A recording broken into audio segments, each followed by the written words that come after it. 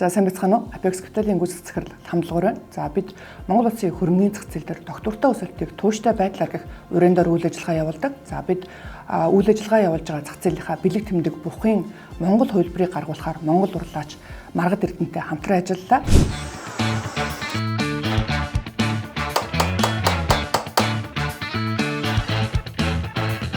За намайг Маргад Эрдэнэ гэдэг бид хархан хүн байгаамаа. Тэгээд Apex Capital-тай хамтарч хөрөнгөний зах зээлийн бэлэг тэмдэг болсон бухын баримлыг хийж гүйцэтгэлээ. За энэ бухын баримлыг хийж гүйцэтгэхдээ манай урлагийн мэргэжлийн уран баримтал залуучууд болон миний бие хамтран ажилласан.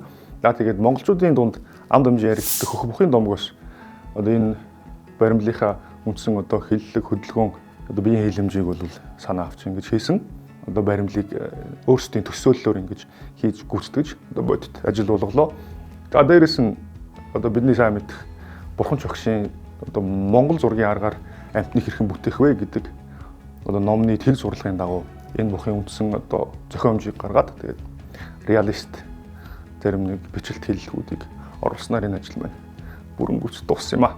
Бух болон баавга нь хөрөнгөний зах зээлийн бэлэг тэмдэг гэдгийг бол хүн болгон мэддэг. За тэгэхээр энэ нэршил маань өөрөө 18 дугаар зуунаас англичуудын гаргасан нэршил байх нь. Тэгэхээр гаргасан нэршлийн хувьд болохоор тухайн хоёр амьтны тулалдах арга барил дээр үндэслээд бухын тулалдахтаа гаргадаг дээшээ мөргөх хөдөлгөөн дээр үндэслээд хөрөнгөний зах зээлийн өсөх хандлагыг бух зах зээл, за баавгааны тулалдахтаа гаргадаг алгадаж доошоо тулалддаг арга барил дээр үндэслээд хөрөнгөний зах зээлийн уналтын хандлагыг болохоор баавга зах зээл гэдэг нэршил бол үүссэн байгаа. За яг энэ цаг хугацаанд болохоор дэлхийн нийтээр хамгийн алдартай нь Нью-Йоркийн Wall Street-ийн утгач бух гэдгийг бол хүн болгон мэдж байгаа. За нөгөө талаасаа монголчууд бидний хувьд ч бух маань өөрөө ахуй амьдралд соёлд ойр, за нөгөө талаасаа хүч чадал бөгөөд өсөлтийн бэлэг тэмдэг болж ашиглагддаг байгаа.